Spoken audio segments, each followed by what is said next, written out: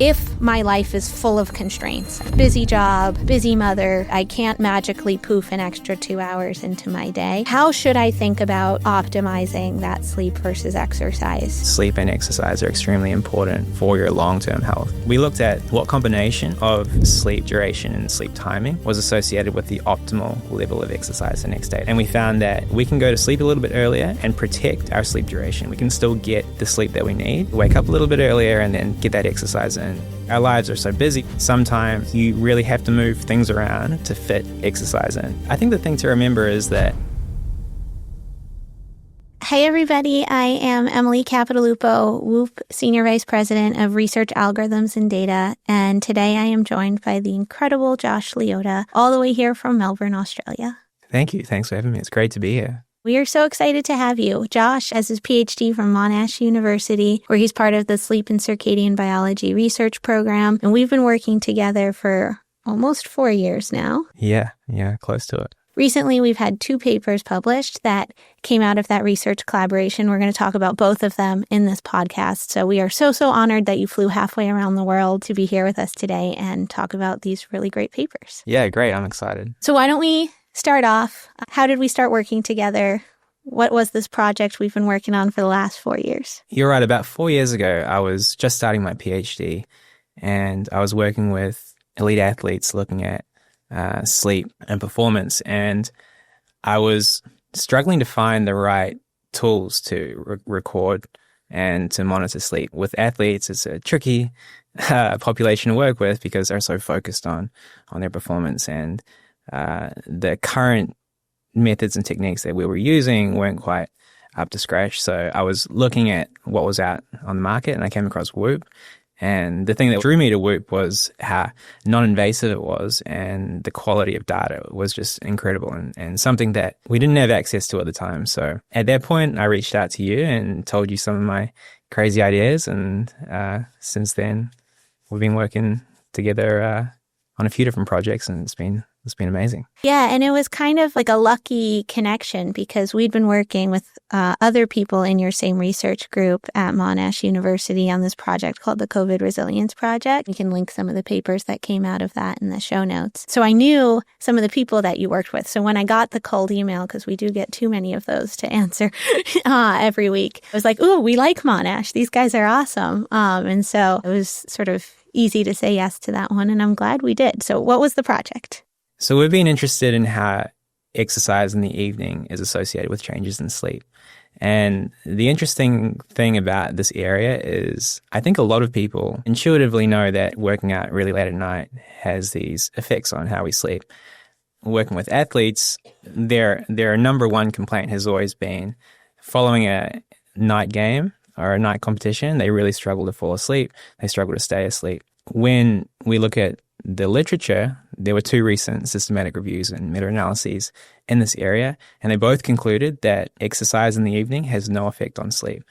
And I was pretty blown away by this. It went against my own personal experiences and our experience working with athletes.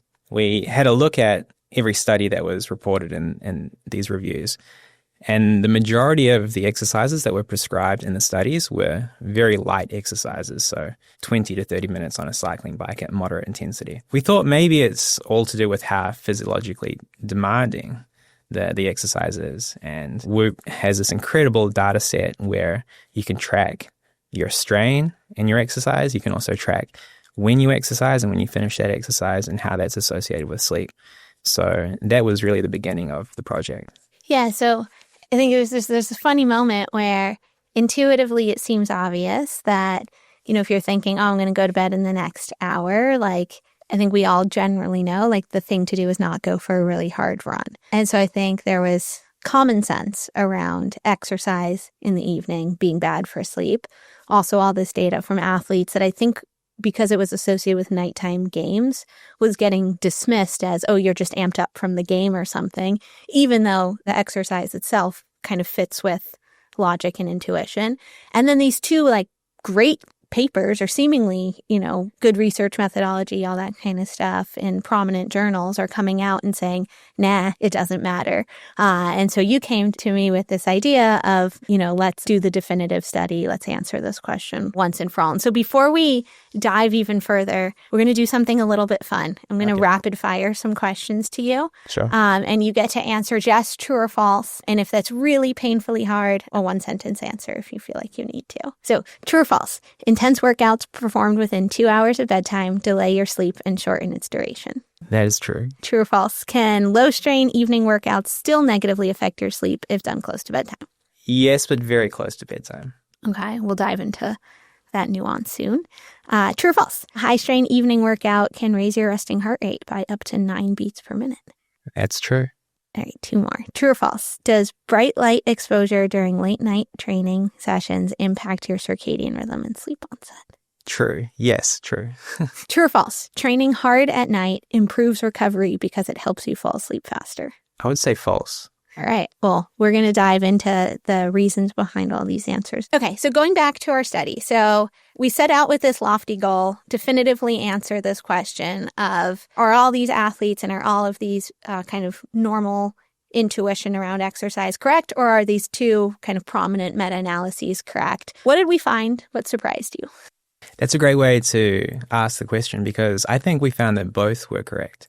Because one thing about the studies that had been performed in the past were, like I said, involved a lot of low-strain exercise, and a lot of them could only really manipulate either the duration of exercise or the intensity of exercise. The problem with that is you can have a short duration, high intensity exercise that will put a lot less strain on the body than a long duration, high intensity exercise, but they're essentially treated as the same thing. So the cool thing about our study is we managed to look at the product of intensity and duration, which we call exercise strain, and which Whoop does a great job of measuring. As strain increases and as your exercise finishes closer and closer to when you typically go to sleep, we find that your disruption to sleep and heart rate during sleep get progressively worse. So 2 really interesting and clear what we call dose-response relationships between the timing of exercise and sleep, and also the strain of exercise and sleep. What I love about your answer and sort of about the study in general is there was this false premise of a question that was being posed, right? Is one side right or the other camp right? And I think there's such a tendency in science and in making everything tweetable that it's one camp wants to say exercise at night is bad, the other camp wants to say it's fine.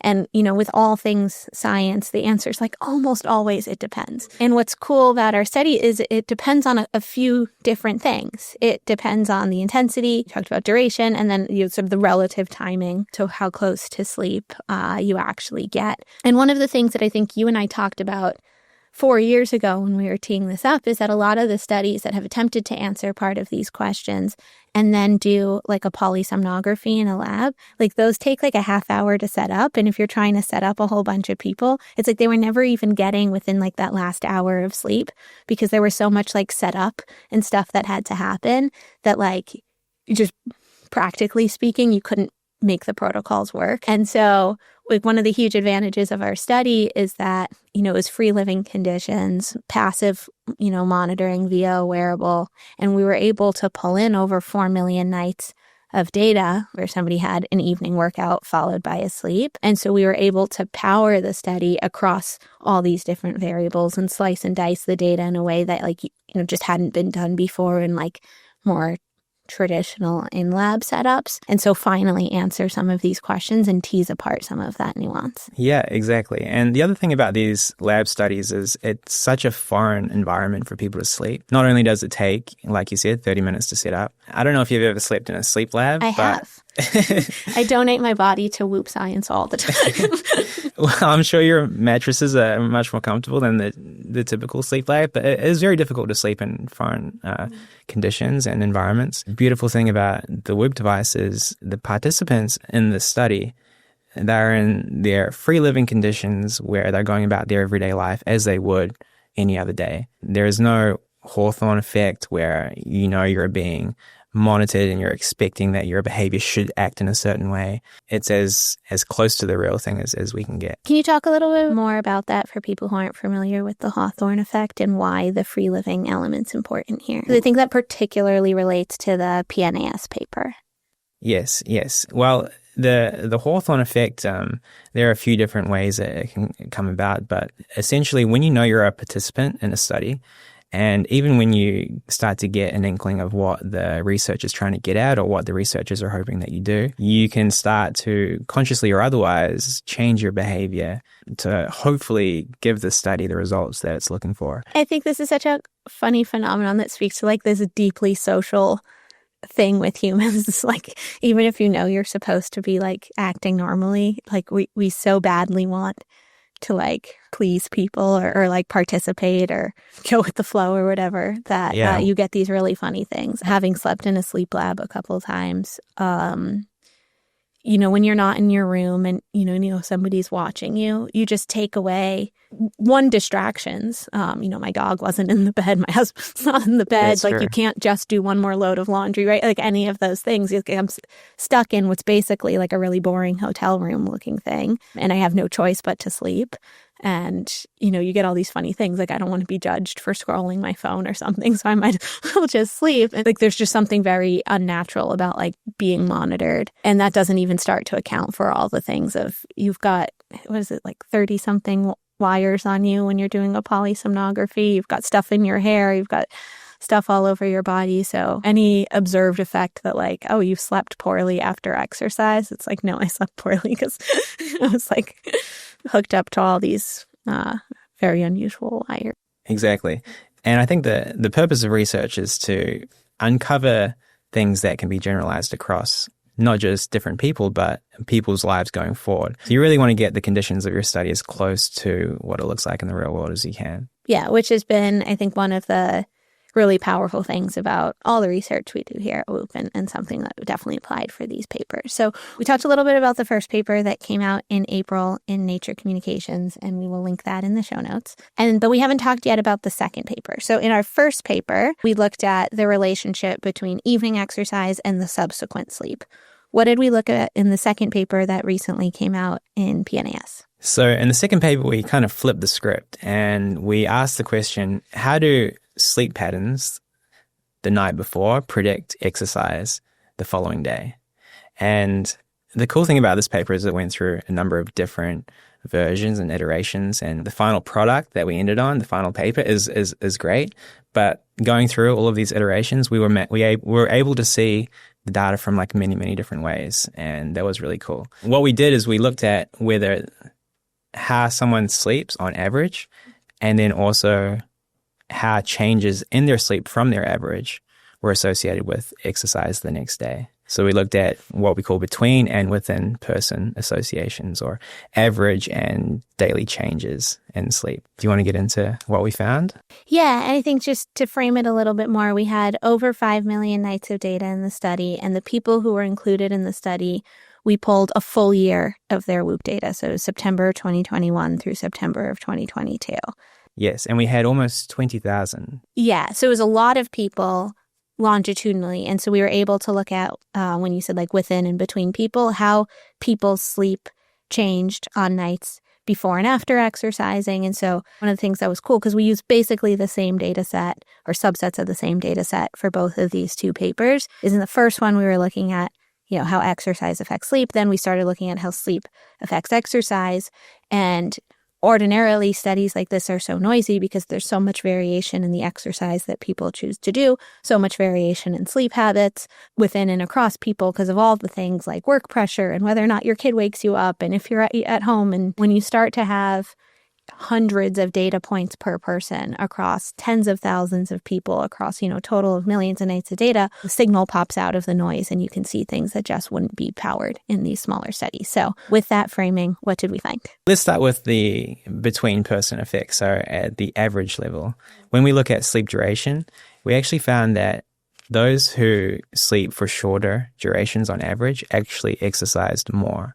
So the average of the sample was about 7 hours of sleep, which is actually pretty normal and pretty close to the general population. But for those who slept 5 hours on average actually exercised 20% more on average, whereas those who are long sleepers and slept 9 hours on average were actually exercising 20% less on average. So a really interesting finding, and is consistent with what a lot of previous research had found, and that longer sleepers do exercise a little bit less, and there are many different reasons for that. When we looked at average sleep onset timing, so when they typically go to sleep at night, we found that earlier types exercise a lot more. So the average sleep onset was about 11:15 p.m.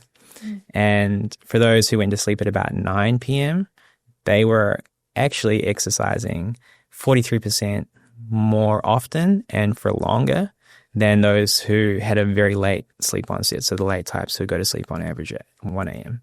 So big differences. And I think that is all due to the way that society sets up the 9 to 5 working day. It's much more aligned for early types because they have the opportunity to exercise in the morning. Then they can go to work and go about their day. Whereas if you're a late type, you're going to sleep at 1 a.m., you're getting up just before work. It can be a real struggle to catch up. Again, very consistent with what previous researchers found. So that was cool. And I guess what makes our study a little bit different is we then looked at the within-person effects. So how does changes in an individual's sleep relative to their own average predict how they're going to exercise the next day? And I think what we found was really cool because it's a little bit more complicated than just sleeping less or sleeping more is good. When people went to sleep a little bit earlier, or when they slept a little bit less, they were actually more likely to exercise the next day, and they exercised for longer periods of time. However, extreme sleep loss, so when people got 4 hours or 3 hours less than they typically sleep, we actually saw the opposite effect. They were exercising less. Whereas any extension in sleep, so any increase in your typical sleep duration, and any delay in your sleep onset, so going to sleep later than you typically do, was associated with these stark reductions in next day exercise. So there are a few things going on that I think are really interesting and we could talk about. But firstly, this idea that small changes in sleep with respect to slightly shorter sleep and earlier sleep, I think is a great sign that people are, I guess, modifying their sleep and sacrificing a little bit of sleep to make way for exercise the next day, because our lives are so busy. We've only got 24 hours in a day. Sometimes you really have to move things around to fit exercise in. Yeah, I think there's such an interesting point to make sure that people understand here, which is that, like, you know, you talked about the sort of immovable block of like the 9 to 5 workday, plus pad that with commuting time, plus, you know, a lot of people come home and you know, they need to eat dinner right away because either they're hungry or they have family and they're trying to do that. And so there's this big like chunk right in the middle that's not super flexible. And then sort of all the rest of the time that's not already spoken for, this big immovable block, is about trade-offs. And so we see that like the people who are exercising more are sacrificing sleep. And I think one of the things that's so beautiful about that finding and so interesting to think about is that like we often give people this message of like, you have to exercise and you have to sleep and just figure it out. But the reality is, and we see it play out in like free living data, is like you actually have to kind of figure out how to balance those a little bit because it's often one at the expense of the other. Yes, it often is, but it doesn't have to be, which is the really cool thing. And I think this is a great study to show that adjusting or making work hours a bit more flexible could really benefit, you know, population health. The American Heart Association recommends between 150 to 300 minutes of exercise per week. 1 in 5 Americans manage to fulfill that recommendation. So 4 out of 5 Americans are insufficiently active. So we have a big problem. We need to get people moving because, broadly speaking, it's the number one thing you can do for long-term physical and mental health. And I think one way that we could do this, based on these data, are to make our work scheduling a bit more flexible to account for time to exercise. The other cool thing is that we looked at what combination of sleep duration and sleep timing was associated with the optimal level of exercise the next day. This was really cool. And we found that It was, in fact, when people got their normal sleep duration, but were going to sleep 1 to 2 hours earlier, which is a really cool finding because we don't want to be recommending that people sleep less so that they can exercise. But this shows that we can go to sleep a little bit earlier and protect our sleep duration. We can still get the sleep that we need.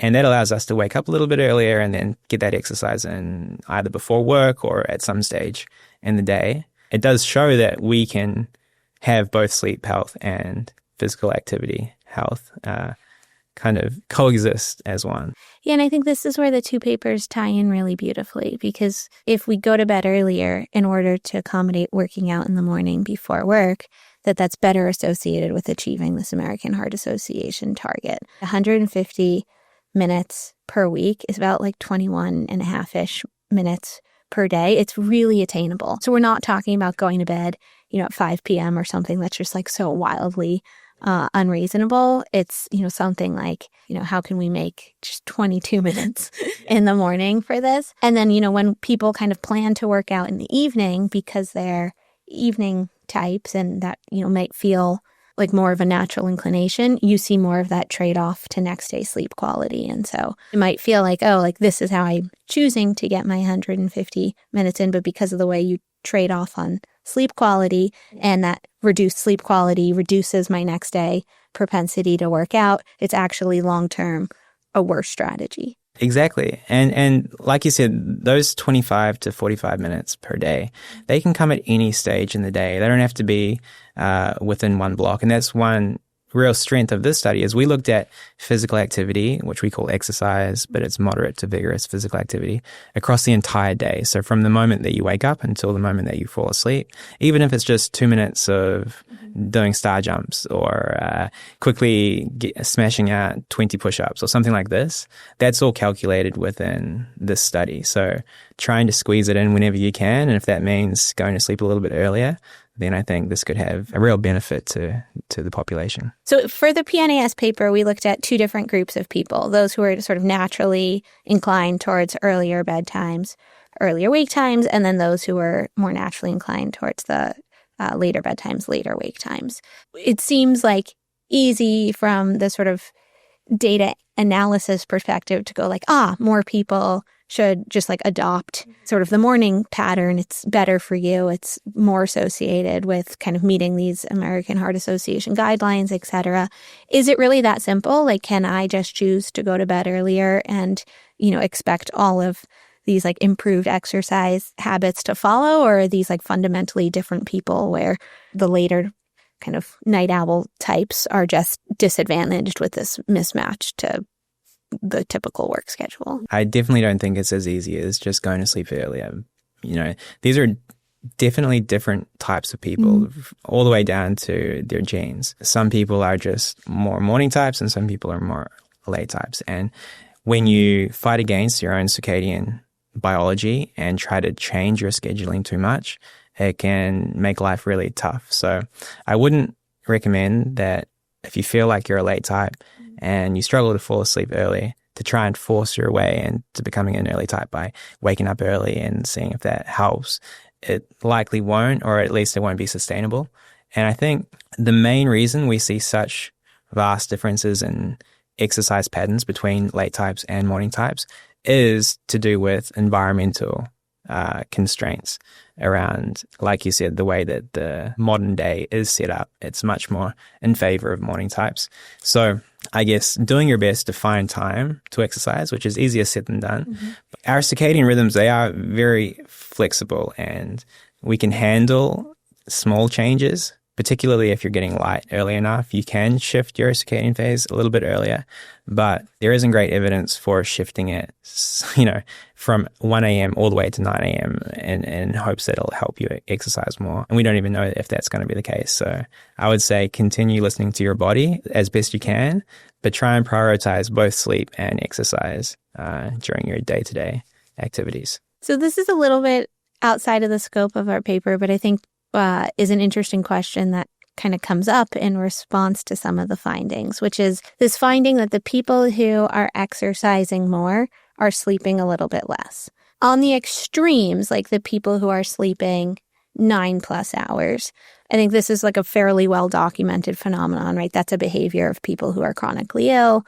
People who are battling depression tend to sleep for a really long time. And so I think like it makes sense on that extreme, when you're talking about 9-10+ hours, that would be associated with less exercise and is probably confounded by a lot of other comorbidities and things. But in this kind of difference between 6, 7, 8 hours, all of which we generally think of as sleep patterns of healthy people, exercisers are sleeping less. To what extent do we think that's people making the conscious decision to trade exercise for sleep? So they're saying like, I would love to sleep another half hour, but I'd rather be 90% sleep score if we're talking about Whoop and get my workout in versus 100% sleep score and not hit my strain target? Or is it the case that athletes need less sleep and therefore it's more comfortable for them to forego that sleep because they're actually more rested after 6.5 hours? I think it's more of the former, in that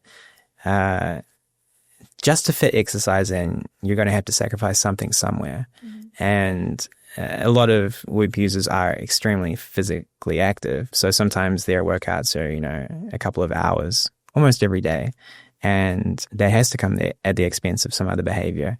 And likely it could be sleep. Now, I don't know if they would wish that they could sleep more. I would guess that maybe they would. In periods of my life where I trained a lot, I was wishing that I had more time to exercise. And that's just, I think, a consequence of the modern world where we're so busy with work and we want to also fit in our exercise goals and fit in our social goals. Sometimes something's got to give. What we did find, though, is that once we got to about 5.5 hours, anything below that, there was no significant difference. One of the reasons is that there are so few people at that extreme that the confidence intervals get really, really large, and we don't see any either increase or decrease at that point. With your second point about athletes needing potentially less sleep, I think the data actually show the opposite, which is interesting. When you look at elite athlete populations and studies that have looked at how much strain that they achieve during the day, you actually see an increase in sleep need that following day. And also the next day sometimes you can have this kind of carryover, which makes a lot of sense. You also see that they nap more. And when you put your body through physiological stress, you need to replenish it somehow. And that comes from nutrition, but it can also come from sleep. So I don't think that it's that these elite athletes on the Whoop platform are just these superhuman aliens who don't need sleep. Everybody needs sleep, and particularly those who are putting their bodies through a lot of stress need even more sleep. Well, I'm feeling very validated by your answer because the Whoop sleep need algorithm does increase your sleep need as a function of your strain. And we get pushback from people sometimes on that, mostly members. But our read of the science is definitely that this is supported. But it's interesting when you see this data that seems to show, look at all these athletes performing at this high level, getting less sleep. That must mean that they need less sleep. And I think that's one of those common fallacies of research where it's not that they need less sleep, it's that they're willing to make a trade-off and prioritize this. And so I want to kind of, as we get close to wrapping up here, try and wrap some of these findings into practical takeaways for people. So if my life is full of constraints, I'm busy job, busy mother, whatever, and I can't magically poof an extra 2 hours into my day, how should I think about optimizing that sleep versus exercise trade, and top 5 things across the 2 papers you'd want people to be taking away? It's a great example of a busy mom.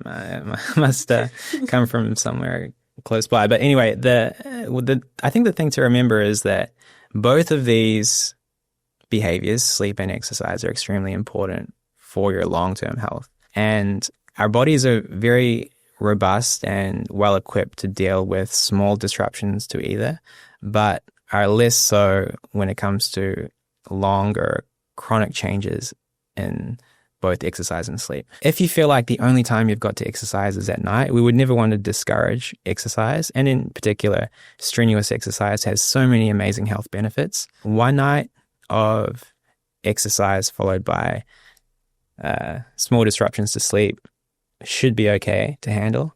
But when this becomes a pattern and a habit of only exercising at night and feeling like you're jeopardizing your sleep, then we would try to recommend maybe moving a few things around. And the other thing is, if the only time you have to exercise is at night, particularly within 4 hours of when you go to sleep, try and keep that exercise as light as possible. We found that, as a rule of thumb, the harder you work out, the longer you need to recover before your body comes back down to baseline and can facilitate sleep.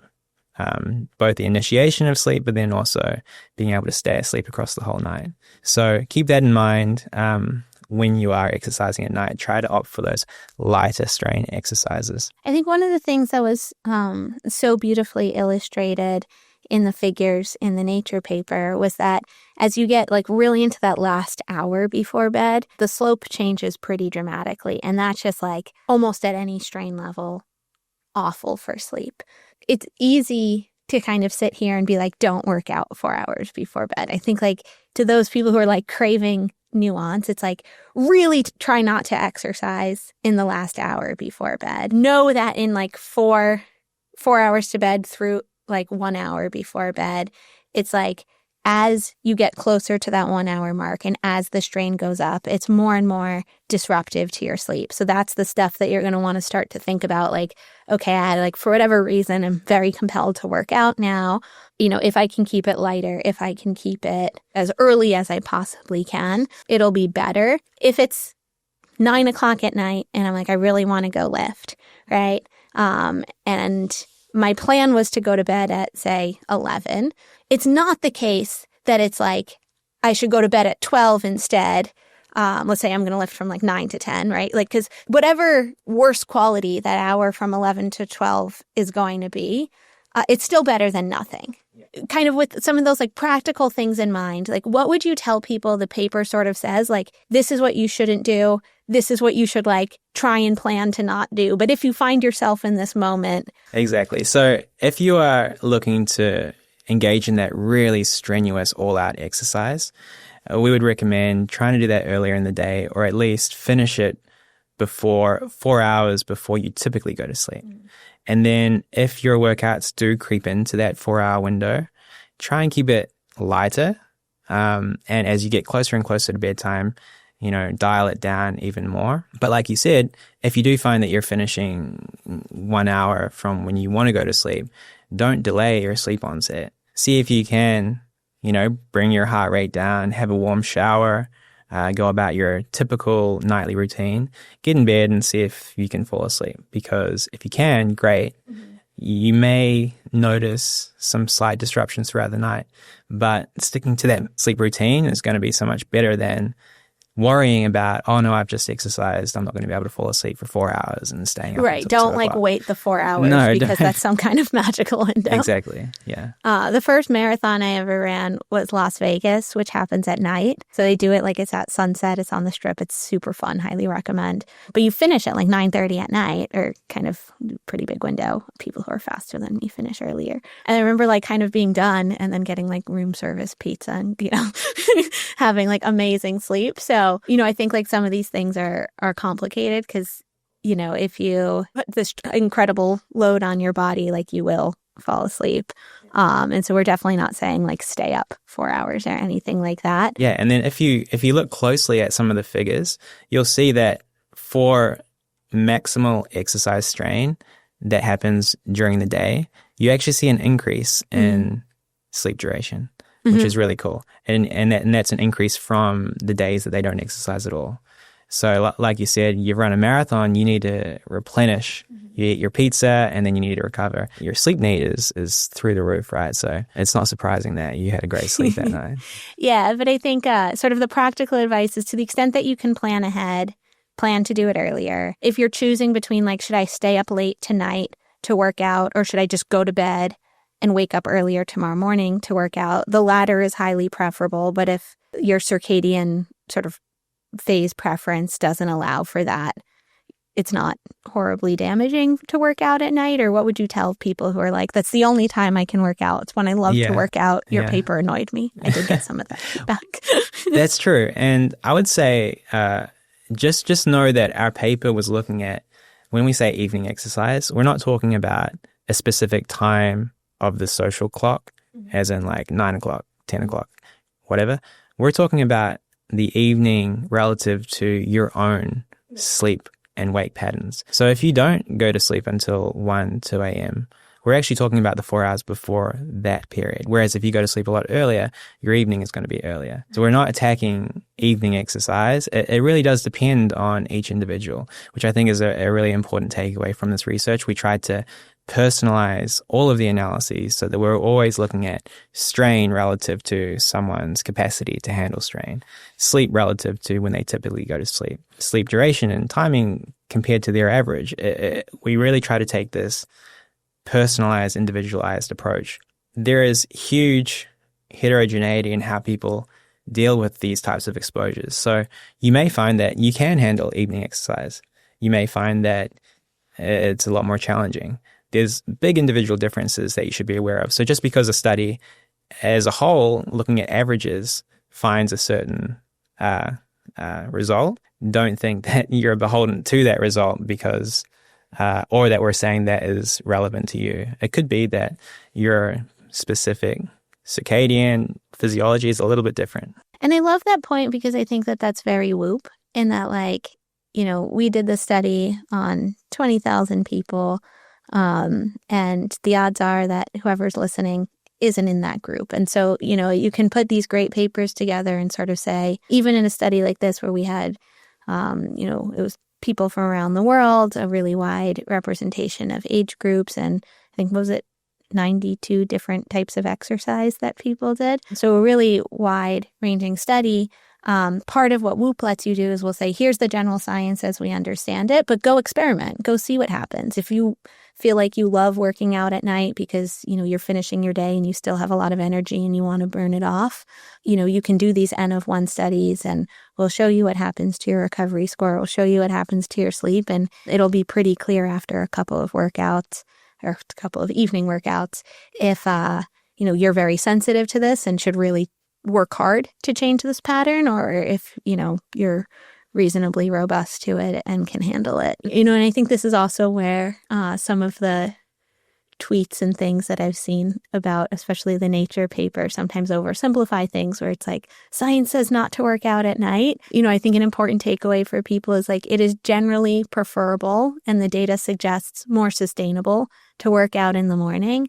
But a massive body of literature has shown that like exercising is better than not exercising. And I think like people should, to a certain extent, sort of give themselves permission to fit in those 22 minutes a day or, 20 to 45 minutes a day in whatever way is going to work for them. What you were talking about just then was beautiful, because you should go and experiment. And one thing that I would love to look at in the future is whether there are certain recovery activities and processes that may help minimize the effect that evening exercise has on sleep. And this is something that we've started to look at within the Whoop data, because I know that many of the Whoop users will do things like cold plunge and sauna after exercise. Although the field as a whole hasn't looked at whether this helps mitigate the sleep disruption relationship, there is like very interesting theoretical evidence that it may do so, because one of the main consequences of high strain exercise is this over dominance of the sympathetic nervous system. We have increased heart rate, and core body temperature in particular is heightened for a long period of time. And if we can figure out a way to, I guess, regulate those processes and bring our body back down to resting homeostasis, it may be that we can exercise up until 2 hours before bed, as long as we manage the 2 hours after that in a certain way. That would be really cool. And we'd love to do that study with you guys. It's such an important point. Like, we're looking at just whatever people did for exercise and then whatever they chose to do between that exercise and sleep, and then what happened to the sleep.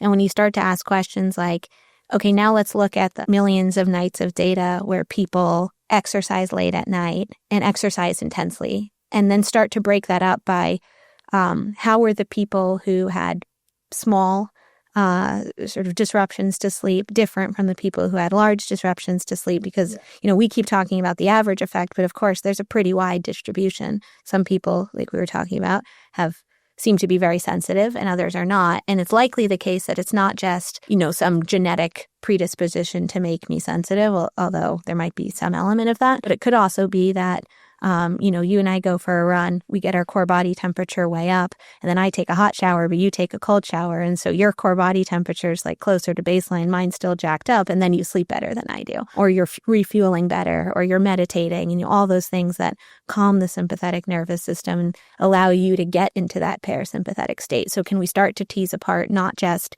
that overall this relationship exists, but that this relationship it's more of a sort of probabilistic predisposition that is completely cancel outable through good behavior. So you kind of stole my next question, but I'm going to ask it anyway. With access to either the data set we've been playing with or the entirety of all WHOOP data, what projects do you want to work on together next? Well, yeah, that would be really cool, looking at recovery activities between exercise and sleep. One thing that an analysis that I did run that didn't make the final paper was I looked at whether high cognitive load within exercises are associated with changes in sleep over and beyond the physiological strain that accompanies those exercises. So, for example, a competitive game of basketball where you've got teammates and you're competing against another team.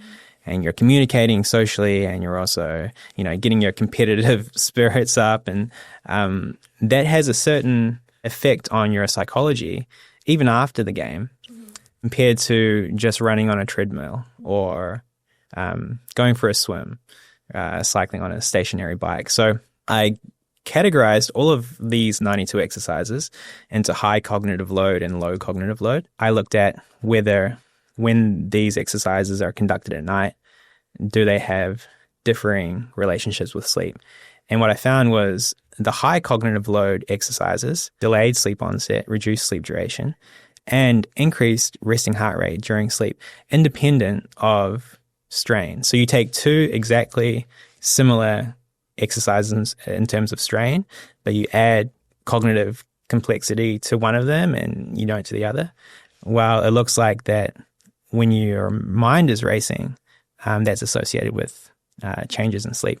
And it shouldn't be surprising. You think about elite athletes and the issues they have, a lot of it is to do with the psychological aspect as well as the physiological aspect. They often lie in bed ruminating about the game. Oh, I should have done this. I could have helped here. And you can also see this the night before a game where sleep is also sometimes disrupted because they're nervous, they're contemplating, what am I going to do tomorrow? And there's no physiological strain attached to that. So I would love to look at the psychological side, and Whoop has some really great data that can get at this. For example, I think you can log your gaming sessions, right? Which would involve a lot of cognitive and psychological activation with very little physiological activation, I assume. Yeah, we did a lot of work, like 5 years ago with esport athletes. Yeah. But basically professional video game players. Their data is amazing. The extent to which physiologically they look like athletes in a lot of ways, and you think of them as kind of being sedentary, but they are so sharp. Their reaction times are like fighter pilots. There's a lot of those. Yeah, a lot of interesting sports or activities that will let you kind of isolate some of these variables on wildly elite levels. So that would be fun data to play with. Well, I hope that we can do some of those studies and get you back here in a couple of years and share those with everybody. But for now, thank you so much for joining us today and sharing our research with everybody. Yeah, thanks for having me. That was great.